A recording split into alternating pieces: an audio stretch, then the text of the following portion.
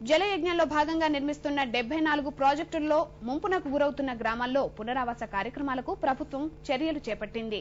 దీన్ని పకడ్బందీగా అమలు చేసేందుకు సికింద్రాబాద్ బుద్ధభవన్లో ఈఆర్ఎన్ఆర్ కమిషనరేట్ కార్యాలయాన్ని మంత్రి పొన్నాల లక్ష్మయ్య ప్రారంభించారు. జలాశయాలు, కాలువల నిర్మాణాలతో ముంపునకు గురవుతున్న గ్రామాల వారిని ప్రాజెక్టులు పూర్తయ్యేలోగా ఆదుకుంటామని మంత్రి హామీ ఇచ్చారు.